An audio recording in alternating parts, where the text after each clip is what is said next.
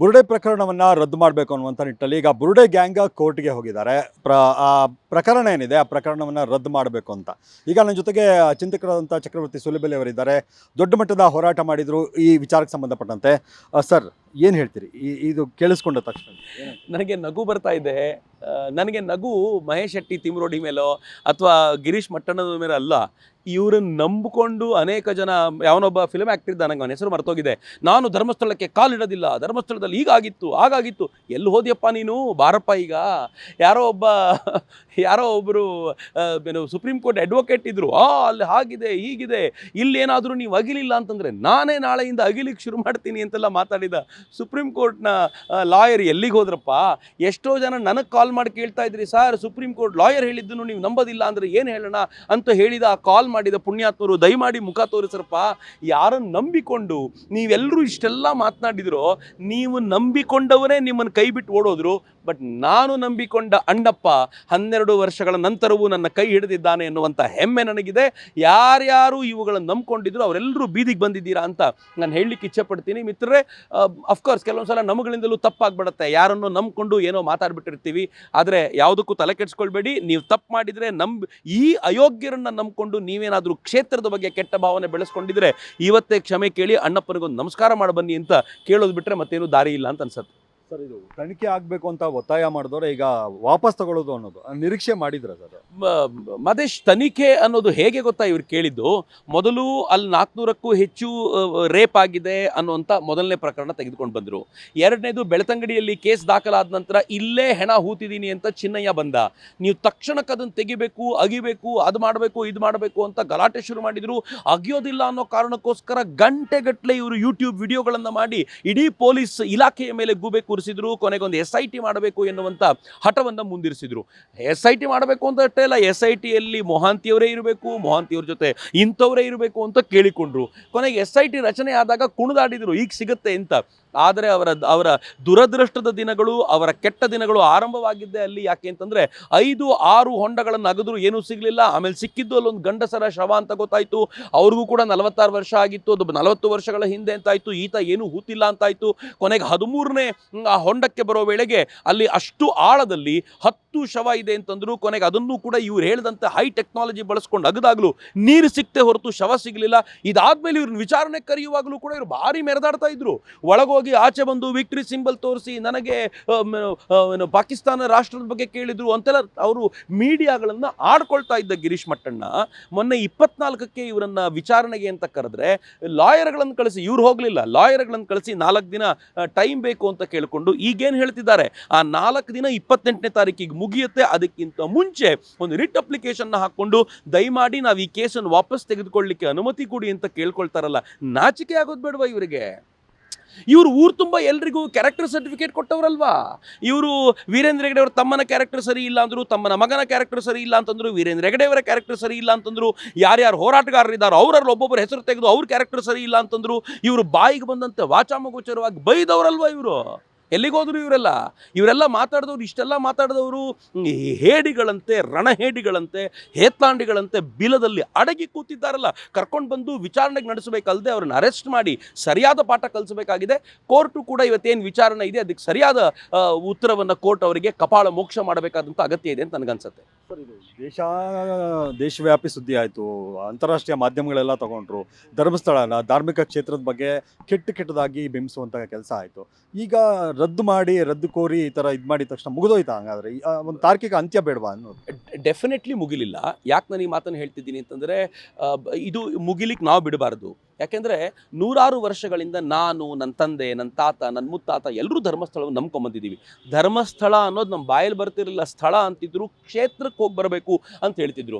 ವೀರೇಂದ್ರ ಹೆಗಡೆಯವರು ಅಂತ ನಾವು ಇವತ್ತು ಸಲೀಸಾಗಿ ಮಾತಾಡ್ತೀವಿ, ಕಾವಂದರು ಅಂತ ಅವ್ರನ್ನ ಆ ಭಾಗದಲ್ಲಿ ಕರೀತಾರೆ, ಅವ್ರನ್ನ ಕಾಮಾಂದರು ಅಂತ ಕರೆದ್ರು.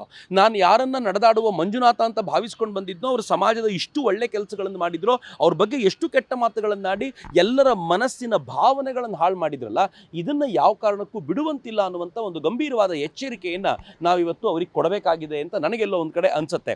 ಒಂದು ಎಚ್ಚರಿಕೆ ಕೊಟ್ಟರೆ ಆಗಲಿಲ್ಲ, ಈ ಥರ ಇನ್ಯಾರೂ ಪ್ರಯತ್ನ ಪಡಬಾರ್ದು. ಧರ್ಮಸ್ಥಳಕ್ಕೆ ಸ್ವಲ್ಪ ಶಕ್ತಿ ಇದೆ, ಭಕ್ತರ ಸಂಖ್ಯೆ ಜಾಸ್ತಿ ಇದೆ, ಅದು ಜಾತಿ ಮತ ಪಂಥಗಳನ್ನು ಮೀರಿರುವಂಥ ಕ್ಷೇತ್ರ, ಇವೆಲ್ಲ ಕಾರಣಕ್ಕೆ ಸಸ್ಟೈನ್ ಮಾಡಿಕೊಳ್ಳುವಂಥ ಕೆಪಾಸಿಟಿ ಇತ್ತು. ಸಣ್ಣ ಪುಟ್ಟ ದೇವಸ್ಥಾನಕ್ಕಾದರೆ ಏನು ಗತಿ, ಯಾರು ಬರ್ತಾರೆ ಇದರ ರಕ್ಷಣೆಗೆ? ಇದು ಹೀಗೆ ಇರ್ಬೋದು ಅಂತ ತಿಳ್ಕೊಂಡ್ರೆ ಅವರು ಮುಖ ಎತ್ಕೊಂಡು ತಿರುಗಾಡ್ಲಿಕ್ಕೆ ಆಗದೆ ಇರುವಂಥ ಪರಿಸ್ಥಿತಿ ಬರುತ್ತೆ. ಈ ಥರ ಷಡ್ಯಂತ್ರ ಯಾರ್ಯಾರು ಮಾಡ್ತಿದ್ದಾರೋ ಇನ್ನು ಮುಂದೆ ಯಾರು ಅದನ್ನು ಮಾಡದೇ ಇರೋ ಥರ ಮಾಡಬೇಕು ಅಂದರೆ ಇವರಿಗೆ ಅತ್ಯಂತ ಕಠಿಣಾತಿ ಕಠಿಣವಾದ ಶಿಕ್ಷೆ ಆಗಬೇಕು. ಅಕಸ್ಮಾತ್ ಕೋರ್ಟ್ ರಿಲೀಫ್ ಕೊಟ್ಟರೆ, SIT ರಿಲೀಫ್ ಕೊಟ್ಟರೆ, ಸರ್ಕಾರ ಅವ್ರ ವಿರುದ್ಧ ಹೋಗಲಿಲ್ಲ ಅಂತಂದರೆ ಇದು ಜನ ಏನು ಮಾಡಬೇಕು ಅಂತ ಅವ್ರು ತೀರ್ಮಾನ ಮಾಡಬೇಕಾಗಿದೆ. ನಂಗೆ ಗೊತ್ತಿದೆ ನಮ್ಮ ಜನ ಸ್ವಲ್ಪ ಹಂತದವರೆಗೂ ಕಾಯ್ತಾರೆ, ಆಮೇಲೆ ಎಲ್ಲಿವರೆಗೂ ಹೋಗ್ತಾರೆ ಗೊತ್ತಿಲ್ಲ. ಆ ಕಾರಣಕ್ಕೋಸ್ಕರ ನಾನು ಸರ್ಕಾರವನ್ನು ಆಗ್ರಹಿಸ್ತೀನಿ, ಯಾವ ಕಾರಣಕ್ಕೂ ಬಿಡಬೇಡಿ. ಇಲ್ಲದೆ ಹೋದರೆ ಮುಂದೆ ಆಗುವಂಥ ಅನಾಹುತಗಳಿಗೆ ಸರ್ಕಾರ ಕಾರಣವಾಗಿಬಿಡುತ್ತೆ. ಹಂಗಾಗಬಾರ್ದು. ಈ ನಾಡು ಯಾವತ್ತು ಸರ್ವ ಜನಾಂಗದ ಶಾಂತಿಯ ತೋಟವಾಗಿದೆ, ಸಿದ್ದರಾಮಯ್ಯನವ್ರು ಹೇಳೋ ಥರ ಆ ಥರದ ಶಾಂತಿಯ ತೋಟವಾಗಿರ್ಲಿಕ್ಕೆ ಅವ್ರು ಬಿಡಬೇಕು ಅಂತ ನಾನು ಆಗ್ರಹಿಸ್ಕೊಂಡು. ಬುರುಡೆ ಗ್ಯಾಂಗು ಯಾವ ಆಟಗಳು ಕೂಡ ನಡೆದಿಲ್ಲ ಅಂದರೆ ಅವ್ರು ಏನು ಅನ್ಕೊಂಡ್ಬಂದರು ಪ್ರಕರಣಕ್ಕೆ ಸಂಬಂಧಪಟ್ಟಂತೆ ಅದು ಅವರು ಅಂದುಕೊಂಡಂತೆ ಆಗಲಿಲ್ಲ ಅಂತ ಅನ್ಸುತ್ತಾ ನಿಮಗೆ? ಒಂದು ಮಟ್ಟಕ್ಕೆ ಆಯಿತು ಅಂತ ಈ ಇಡೀ ಪ್ರಕರಣವನ್ನು ನಾನು ಅನಲೈಸ್ ಮಾಡೋದು ಹೇಗೆ ಅಂತಂದರೆ, ಮೊದಲು ಇದರ ಹಿಂದೆ ಸಂತೋಷ್ ರಾವ್ ಇದ್ದ ಅನ್ನೋದನ್ನು ಈ ಹೋರಾಟಗಾರ ಇರಲಿಲ್ಲ, ಅವತ್ತು ಎಲ್ಲರೂ ಒಪ್ಕೊಂಡಾಗಿತ್ತು. 1 ವರ್ಷದ ನಂತರ ಈ ಸಂತೋಷ್ ರಾವ್ ಅಲ್ಲ, ಇದ್ರ ಹಿಂದೆ ಮತ್ತಾರೋ 4 ಜನ ಇದ್ದಾರೆ ಅಂತ 4 ಜನರನ್ನು ಸಿಕ್ಕಿಸುವ ಪ್ಲ್ಯಾನ್ ಆಯಿತು. ಅದರಲ್ಲಿ ಈ ಧರ್ಮಸ್ಥಳದ ಧರ್ಮಾಧಿಕಾರಿಗಳ ಫ್ಯಾಮಿಲಿಗೆ ಸೇರಿರೋ ಒಬ್ಬನ ಕರ್ಕೊಂಬಂದು ಸೆನ್ಸೇಷನ್ ಕ್ರಿಯೇಟ್ ಮಾಡಲಾಯಿತು. ಆಮೇಲೆ ಆತ ಊರಲ್ಲಿ ಇರಲಿಲ್ಲ ಅಂತ ಗೊತ್ತಾದಾಗ ಅದನ್ನು ಚೇಂಜ್ ಮಾಡುವಂಥ ಪ್ರಯತ್ನ ಮಾಡಿದರು. ನಿಧಾನವಾಗಿ ಅದನ್ನು ವಿಸ್ತಾರ ಮಾಡ್ತಾ ಜನರಲ್ ಆ ಸೆನ್ಸೇಷನ್ನ ಉಳಿಸುವಂಥ ಪ್ರಯತ್ನ ಮಾಡಿದರು. ಆಗ ಜನ ಮಾತನಾಡ್ತಾ ಇದ್ರು, ದೊಡ್ಡವ್ರು ಇಲ್ಲದೆ ಹೋದ್ರು ಚಿಕ್ಕವ್ರು ಮಾಡಿರ್ಬೋದಪ್ಪ, ಹುಡುಗರಿಗೆ ದಿಮಾಕು, ದುಡ್ಡಿನ ದಿಮಾಕು ಅಂತ ಅವ್ರು ಹೇಳಿದರು. ಸೊ ಜನ ಅದನ್ನು ನಂಬಿಕೊಂಡು ಬಂದುಬಿಟ್ರು. ಆನಂತರ ಅದು ನಡೀಲಿಲ್ಲ ಅಂತ ಗೊತ್ತಾದಾಗ ಅದರ ಹಿಂದೆ ಬೇರೆ ಬೇರೆ ಹತ್ಯೆಗಳನ್ನು ತೆಗೆದುಕೊಂಡು ಬಂದರು. ಆನಂತರ ಅದು ನಡೀತಾ ಇಲ್ಲ ಅಂತ ಗೊತ್ತಾದಾಗ ಗಿರೀಶ್ ಮಟ್ಟಣ್ಣ ಎಂಟ್ರಿ ಕೊಟ್ಟ ನಂತರ ಹೊಸಬರನ್ನ ಅವ್ನು ಕರ್ಕೊಂಡು ಬರ್ಲಿಕ್ಕೆ ಶುರು ಮಾಡಿದ. ಅದರಲ್ಲಿ ಸಮೀರ್ MDನ ಕರ್ಕೊಂಡು ಬಂದ, ತನ್ನ ಹತ್ರ ಬೇಕಾದಷ್ಟು ಪ್ರೂಫ್ಸ್ ಇದೆ ಅಂತ ಹೇಳುವಂಥ ಪ್ರಯತ್ನ ಮಾಡಿದ. ಯಾವಾಗ ಅವನೂ ಕೂಡ ನಡೀತಾ ಇಲ್ಲ, ಇವೆಲ್ಲವೂ ಕೂಡ ಅನೇಕ ಧರ್ಮಸ್ಥಳದ ಪರ ಹೋರಾಟಗಾರರು ಬೀದಿಗೆ ಬಂದು ಸತ್ಯವನ್ನು ಬಯಲಿಗೆಳಿತಿದ್ದಾರೆ ಅಂತ ಗೊತ್ತಾಯಿತು. ಆಗ ಅವರು ಅನಿವಾರ್ಯವಾಗಿ ಚಿನ್ನಯ್ಯನನ್ನು ಕರ್ಕೊಂಡು ಬಂದು ಆತ ಹೂತಿರುವಂಥ ಶವಗಳನ್ನು ನಾವು ತೋರಿಸ್ತೀವಿ ಅಂತಂದರು. ಆನಂತರ ಸುಜಾತಾ ಭಟ್ಟನ್ ಕರ್ಕೊಂಡ್ಬಂದು ಇನ್ನೂ ಸೆನ್ಸೇಷನ್ ಕ್ರಿಯೇಟ್ ಮಾಡುವಂಥ ಪ್ರಯತ್ನ ಮಾಡಿದರು. ಅವ್ರಿಗೆ ಅರ್ಜೆಂಟ್ ಏನಿತ್ತು ಅಂತಂದರೆ ಜನ ದಂಗೆ ಏಳಬೇಕು, ವೀರೇಂದ್ರ ಹೆಗಡೆ ಅವರನ್ನು ಹೊಡಿಬೇಕು, ಆನಂತರ ಧರ್ಮಸ್ಥಳದ ಮೇಲೆ ಬುಲ್ಡೋಸರ್ ನುಗ್ಗಿಸಬೇಕು, ಕಲ್ಲಿಂದ ಹೊಡಿಬೇಕು. ಅವರೇ ಹೇಳಿದ ಮಾತು, ಇದು ಯಾವುದು ನಾನು ಹೇಳೋ ಮಾತಲ್ಲ, ಕಲ್ಲಿಂದ ಹೊಡಿಬೇಕು, ಹೀಗೆಲ್ಲ ಅವ್ರ ಪರಿಕಲ್ಪನೆ ಇತ್ತು. ಆದರೆ ಆಗ ಶುರುವಾಯಿತು ಅಣ್ಣಪ್ಪನ ಆಟ. ನೀವು ಅಗಿದ್ರಾಗ ಏನು ಸಿಗಿದೆ ಯಾವಾಗ ಹೋಯ್ತೋ ಆಗ ಮೀಡಿಯಾಗಳ ಎಂಟ್ರಾಗಿ ಸುಜಾತಾ ಭಟ್ಟನ್ನ ಎನ್ಕ್ವೈರಿ ಮಾಡ್ಲಿಕ್ಕೆ ಶುರು ಮಾಡಿದ ಮೇಲೆ ಗೊತ್ತಾಯಿತು ಇದೆಲ್ಲ ಬೋಗಸ್ ಪ್ರಕರಣಗಳು ಅಂತ. ಒಂದು ಬೋಗಸ್ ಪ್ರಕರಣ ಸಿಕ್ಕಿದ ಮೇಲೆ ಅದೇ ಆಧಾರದ ಮೇಲೆ, ಅದೇ ದೃಷ್ಟಿಕೋನದ ಮೇಲೆ ಹೋದಾಗ ಇವ್ರ ಇಡೀ ಟೀಮ್ ಬೋಗಸ್ಸು ಅಂತ ಗೊತ್ತಾಯ್ತಲ್ಲ. ಈಗ ಅವ್ರಿಗೆ ಗೊತ್ತಾಗಿದೆ, ಇನ್ನು ನಮ್ಗೆ ಏನು ಗತಿ ಇದ್ರೂ ನಾವು ಜೈಲಿಗೆ ಹೋಗಿ ಕೂತ್ಕೋಬೇಕು ಅಂತ. ಜೈಲಿಗೆ ಹೋಗಿ ವಾಪಸ್ ಬಂದ ಮೇಲೂ ಇವ್ರ ಬದುಕು ಚೆನ್ನಾಗಿರೋದಿಲ್ಲ. ಯಾಕೆ ಅಂತಂದರೆ ಸಮಾಜ ಆಗ ಸರಿಯಾದ ಪಾಠವನ್ನು ಕಲಿಸುತ್ತೆ. ಇಂಥ ಫ್ರಾಡ್ಗಳನ್ನು ಸಮಾಜ ಬಿಟ್ಟ ಉದಾಹರಣೆಯೇ ಇಲ್ಲ. ಹೀಗಾಗಿ ಸರಿಯಾದ ಪಾಠ ಕಲಿಸುತ್ತೆ ಅಂತ ಗೊತ್ತಾಗಿದ್ದ ತಕ್ಷಣ ತಮ್ಮ ಜೀವ ಉಳಿಸ್ಕೊಂಡ್ರೆ ಸಾಕು ಎನ್ನುವಂಥ ಹಂತಕ್ಕೆ ಬಂದಿದ್ದಾರೆ. ನನಗೆ ಅಯ್ಯೋ ಪಾಪ ಅನ್ಸೋದು ಇವ್ರನ್ನ ನಂಬ್ಕೊಂಡು ಜನ ಧರ್ಮಸ್ಥಳದ ಕುರಿತಂತೆ ಕೆಟ್ಟ ಭಾವನೆ ಬೆಳೆಸ್ಕೊಂಡಿದ್ರಲ್ಲ, ಅವ್ರ ಬಗ್ಗೆ ಅಯ್ಯೋ ಪಾಪ ಅನ್ಸುತ್ತೆ. ಈ ಧರ್ಮಸ್ಥಳಕ್ಕೆ ನಡ್ಕೊಳ್ಳುವಂಥವ್ರು, ನಂಬುವಂಥವ್ರು ಲಕ್ಷಾಂತರ ಸಂಖ್ಯೆಯಲ್ಲಿ ಜನ ಇರಬಹುದೇನೋ ಅನ್ನೋ ಥರದ ಭಾವನೆಗೆ ಹೋದ್ರಲ್ಲ. ಈಗ ಅವರೆಲ್ಲ ಹೆಂಗೆ ಸರ್, ಈಗ ವಾಪಸ್ ಬರೋದು ಹೆಂಗೆ ಅವರನ್ನು ಮತ್ತೆ? ಮದೇಶ್, ನನಗೆ ಭಾಳ ಖುಷಿ ಇದೆ.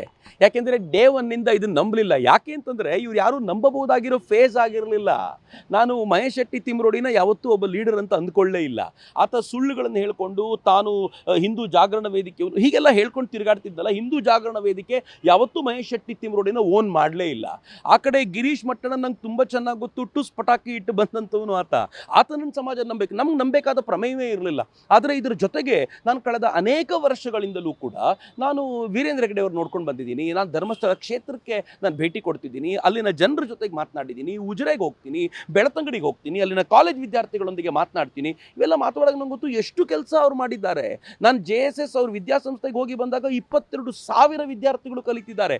ಎಲ್ಲಿ 500 ಜನ ಕಲಿತಿರ್ಲಿಲ್ವೋ, ಸಾಯುವಂಥ ಸ್ಥಿತಿಯಲ್ಲಿತ್ತೋ ಅದನ್ನು ಆ ಹಂತಕ್ಕೆ ಎತ್ತಿದ್ದಾರೆ. ಅವರ ಸಾಮರ್ಥ್ಯ ಏನು ಅಂತ ಗೊತ್ತಿರುವ ನನಗೆ ಅವ್ರು ಇಂಥ ಕೆಲಸ ಮಾಡಿರಲ್ಲ ಅಂತ ಡೇ 1ನಿಂದ ಗೊತ್ತಿತ್ತು. ಹೀಗಾಗಿ ನನಗೆ ಪ್ರಾಬ್ಲಮ್ ಇಲ್ಲ. ಆದರೆ ನಂಬಿಕೊಂಡು ಬಂದಿರೋರ ಕಥೆ ಏನು ಪಾಪ.